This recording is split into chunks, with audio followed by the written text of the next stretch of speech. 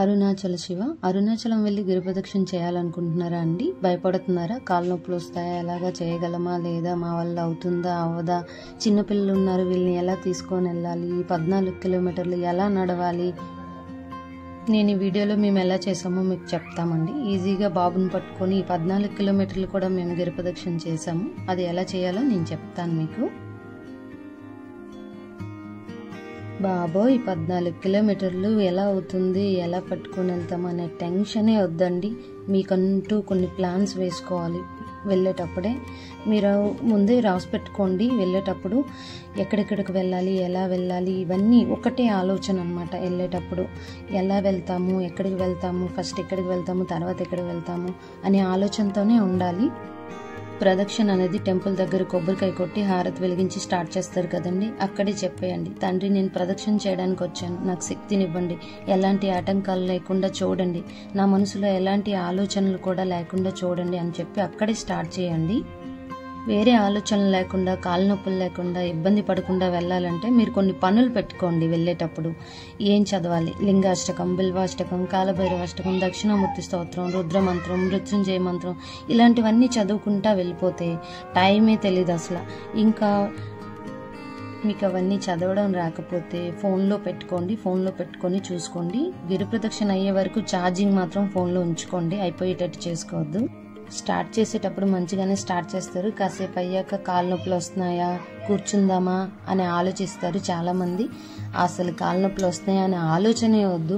మనకి చాలా పనులు ఉన్నాయి కదా, ఇవన్నీ చదవాలి, ఇవన్నీ చెయ్యాలి, నెక్స్ట్ టెంపుల్ ఎక్కడ వస్తుంది, ఏ టెంపుల్ చూడాలి అనే ఆలోచనలో మాత్రమే ఉండండి. అలా ఉంటే అంత మంచిగానే ఉంటుంది. అలా వెళ్ళిపోతుంది గిరిప్రదక్షిణ మొత్తం. మేము నడుస్తున్నప్పుడు మాతో పాటు చాలా కపుల్స్ వచ్చారు, ఆంటీస్ అంకుల్స్ వచ్చారు, పిల్లలు ఉన్న వాళ్ళు వచ్చారు, అందరూ నడుస్తున్నారండి. చాలామంది కూర్చుంటున్నారు అక్కడ. ఆ కూర్చున్న వాళ్ళకి ఏంటంటే కాళ్ళ నొప్పులు ఖచ్చితంగా వస్తే వాళ్ళైతే అక్కడే ఉండిపోతున్నారు. చాలా టైం పట్టేస్తుంది అలాంటి వాళ్ళకి, ఎందుకంటే అసలు నడవలేరు. అసలు పిల్లలు ఉన్న వాళ్ళు చాలా మంది నడిచేస్తున్నారు, ఆంటీ అంకుల్స్ నడిచేస్తున్నారు, కానీ ఈ సింగిల్గా ఉన్న వాళ్ళు మాత్రం నడవట్లేదు.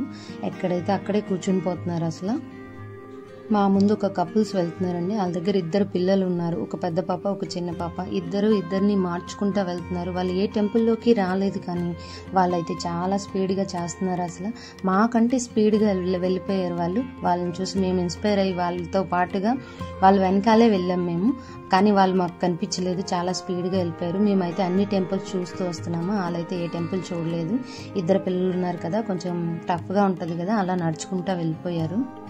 ఎక్కడ పడితే అక్కడ కూర్చుంటారు కదండి కాళ్ళ నొప్పి అని చెప్పి, వాళ్ళ వైపు అయితే అస్సలు చూడకండి. చూసినా ఇగ్నోర్ చేసేయండి వాళ్ళని చూస్తే మనకు కూడా అలాంటి ఆలోచన వస్తుంది.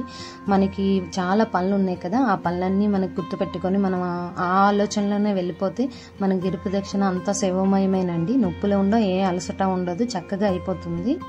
అంతెందుకండి, నేనే నడిచేసాను. ఇంటి దగ్గర కాళ్ళ నొప్పి, ఆ నొప్పి, ఈ నొప్పి అంటాను. ఎప్పుడు షాప్కి వెళ్ళాలన్నా బండి వేసుకొని వెళ్ళొస్తాను, పక్కనే షాపు అయినా అలాగే వెళ్తాను. నేనే నడిచేసానంటే అందరూ నడిచేస్తారు మ్యాక్సిమం. కష్టపడకండి, ఇష్టపడి చేయండి. ఒకటే ఆలోచన, ముందుకెళ్ళిపోవాలి, కంప్లీట్ చేసేయాలి, టెంపుల్స్ అన్నీ చూసేయాలి. మేమైతే బాబుని ఎత్తుకుని నడిచాం. మాకు ఆ అరుణాచలేశ్వరుడు తోడుగా ఉన్నారు. ఎక్కడ ఆగిపోదామని కానీ, కూర్చుందామని కానీ ఆలోచనే రాలేదు. నెక్స్ట్ ఏంటి అనే ఆలోచనలోనే ఉన్నాం. లేదంటే నెక్స్ట్ ఏం చదవాలి అనే ఆలోచనలో ఉన్నాను. ఇష్టపడి చేసామండి. ఇంత ఇష్టపడి అంత దూరం వెళ్తాం కదండి, నిరాశ పడకండి. అసలు అందరూ తోడుగా ఉంటారు. వెనక్కి చూడకండి, ముందుకు పోతూ ఉండండి. అక్కడ వాకింగ్ రేస్ లా అనిపిస్తుంది మీకు. వెనకాల వచ్చే వాళ్ళంతా వెళ్ళిపోతూ ఉంటారు, నొప్పి అనుకునే వాళ్ళంతా అక్కడ కూర్చుంటారు, వాళ్ళంతా అక్కడే ఉండిపోతారు. పిల్లలు ఉన్న వాళ్ళంతా స్పీడ్గా వెళ్ళిపోతూ ఉంటారండి. ఎందుకో తెలుసా, వాళ్ళంతా బాధ్యతగా చేస్తారు కాబట్టి. ఎండో వానో చీకటో అయిపోతే, వర్షం ఏమైనా వస్తే ఇబ్బంది కదా, పిల్లలు మళ్ళీ అల్లరి చేస్తే ఇబ్బంది, వాళ్ళని తీసుకొని తొందరగా వెళ్ళిపోవాలనే ఉద్దేశంతో ఎక్కడ కూర్చోకుండా వెళ్తూ ఉంటారు. అలాంటి వాళ్ళని చూసి ఇన్స్పైర్ అయ్యి మీరు కూడా నడవాలి.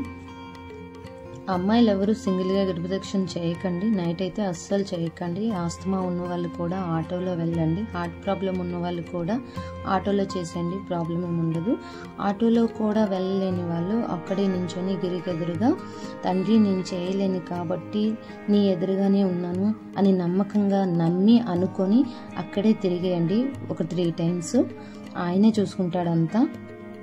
వెళ్ళేటప్పుడు డ్రెస్సులు కొంచెం లూజ్ డ్రెస్సులు వేసుకొని సాంప్రదాయ దుస్తులు ధరించండి. జీన్స్, టైట్ జీన్స్ వేయకండి, అస్సలు నడవలేరు. కంఫర్ట్ బట్టలు వేసుకుంటే బెటర్గా ఉంటుంది. వాటర్ ఉంటాయి, వాష్రూమ్స్ ఎక్కడికక్కడ ఉంటాయి, ఏ ప్రాబ్లం ఏమి ఉండదు. కుడివైపు నుంచి మాత్రం చేయకండి, ఎడవైపు నుంచి చేయండి. చిల్లర తీసుకెళ్ళండి. విభూది కోసం ఏదైనా కవర్ పట్టుకెళ్ళండి. ఎంతో ఇష్టంగా వెళ్తాం కదా, అంతే ఇష్టంగా చేసేసేయండి. పిల్లలతో అందరూ చేసేస్తున్నారండి, మనకేంటి భయం అని అనుకొని చేసేయండి. ఇంకా రోజు అయిపోయిన తర్వాత నైట్ 10కి రూమ్కి వచ్చామండి. రూమ్లో పడుకున్నాక కాలు పట్టేసాయి, ఇంకా లెగలేకపోయా. అప్పటికి ఏం చేయను అని అనిపించింది. గ్రేజర్ ఆన్ చేసి వేడి నీళ్ళు బకెట్ పెట్టుకొని, చల్లని నీళ్ళు బకెట్ పెట్టుకొని, ఇందులో కొంతసేపు కాలు పెట్టుకొని, అందులో కొంతసేపు కాలు పెట్టుకొని అలా రిలీఫ్ చేసుకొని పడుకున్నాం. పొద్దున్నకి నార్మల్ అయిపోయిందండి. జస్ట్ పెయిన్ ఉంది, అంత పెయిన్ ఏం అనిపించలేదు. ఆ మాత్రం కష్టపడకపోతే ఏది అవ్వదు కదండి. చెయ్యాలి అనుకుంటే కష్టం లేదు, నష్టం లేదు, ఏమీ ఆలోచించకుండా చేసేయడం. ఇంకా అయితే గిరి ప్రదక్షిణ కష్టమా, చాలా కష్టమా, చాలా ఈజీగా అంటే అస్సలు కష్టం కాదు, అలా అని అంత ఈజీ ఏం కాదు. 14 కిలోమీటర్ల బాబోయ్ అని ఏం అనవసరం లేదండి, ఈజీగా అయిపోతుంది. అందరూ అసలు ఎలా వెళ్ళిపోతూ ఉంటారో వాళ్ళతో పాటు మనం కూడా అలాగే వెళ్ళిపోతాం. అసలు బాబోయ్ లేదు, ఏం లేదు, అసలు ఆలోచించకండి ఆ విషయాన్ని గురించి. ఎన్ని కిలోమీటర్లు అయితే మీకేంటి సంబంధం, మీరు ప్రదక్షిణ చేయడానికి వెళ్ళారు, అంతా శివమయమే. వెళ్తున్న కొద్దీ టెంపుల్స్ కనిపిస్తూనే ఉంటాయి. అసలు ఎలా అయిపోతుందో మీకే తెలియదు, అసలు అలా అయిపోతుంది అలాగే వెళ్తున్న కొద్దీ. ఇంకో విషయం ఏంటంటే, ఎక్కడైనా టోపీ అమ్మ కనపడితే ఆవిడ పని ఆవిడ చేసుకొనివ్వండి, ఆవిడనేం ఇబ్బంది పెట్టకండి. మీ పని మీరు చూసుకోండి, ఆవిడనేం ఇబ్బంది పెట్టద్దు. నమస్కారం పెట్టుకోవాలనిపిస్తే దూరం నుంచి కూడా పెట్టుకోవచ్చు కదా, ఆవిడని ఇబ్బంది పెట్టి మీరు ఇబ్బంది పడకండి. అరుణాచలం వెళ్ళారంటే మీరు ఏదో స్పెషల్ అని అర్థం. ఆ శివుని అనుగ్రహం ఉంది కాబట్టి అక్కడి వరకు వెళ్ళారు మీరు. ఇంకా దానికోసం ఎక్కువ ఇదైపోకండి, ఈజీగా చేసుకొని ఈజీగా వచ్చేసేయండి.